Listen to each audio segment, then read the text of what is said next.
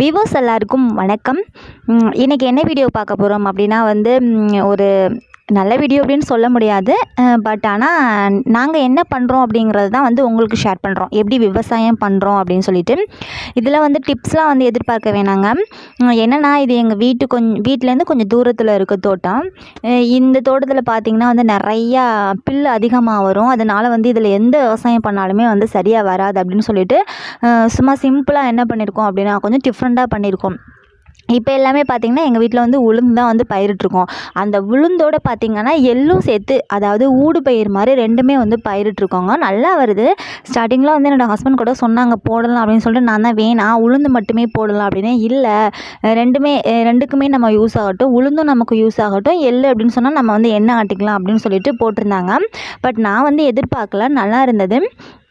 அந்த எள்ளு பார்த்திங்க அப்படின்னா ரெண்டுமே சேர்த்து விரைச்சிட்டாங்க. ரெண்டுமே மிக்ஸ் பண்ணிவிட்டு, எப்போதுமே எள்ளு விரைக்கும் போது மண் கலந்து தான் இறைக்கணும் அப்படின்னு சொல்லுவாங்க.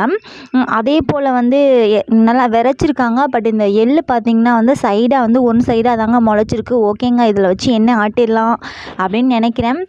இது எதுக்காக இந்த வீடியோ போடுறேன் அப்படின்னா நம்ம ஊடு பயிராக நம்ம விவசாயம் பண்ணாலும் நல்லாயிருக்கு அப்படின்னு சொல்கிறதுக்காக தான் போடுறேன். நீங்களும் உங்களுக்கு கரெக்டாக வரும் அப்படின்னு சொன்னால் ட்ரை பண்ணி பாருங்கள்.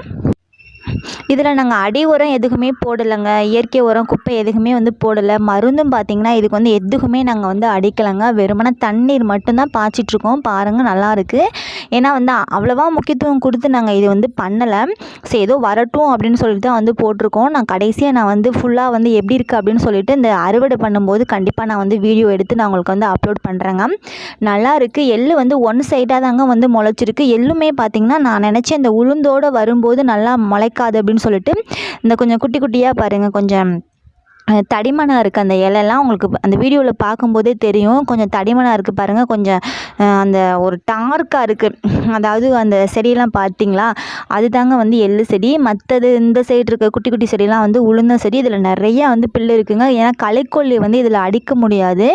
எள்ளு போட்டிருக்கு அப்படிங்கிறதுனால, எள்ளு செடி இருக்கிறதுனால நம்ம களைக்கொல்லி அடித்தோம் அப்படின்னா எள்ளு செடி பற்றும் அப்படின்னு சொல்லிட்டு, சரி ஓகே அது எப்படியா இருந்தாலும் ஓகே, அது வளர்ந்ததுக்கப்புறம் பார்க்கலாம் அப்படின்னு சொல்லிட்டு விட்டுருக்கோம். நல்லாயிருக்கு.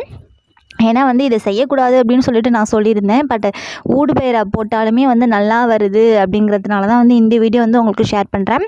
Okay friends, thank you. என்னோடய வீடியோ உங்களுக்கு பிடிச்சிருந்துச்சுன்னா சப்ஸ்கிரைப் பண்ணிவிட்டு பக்கத்தில் இருக்கிற பெல் ஐக்கானை கிளிக் பண்ணி வச்சுக்கோங்க.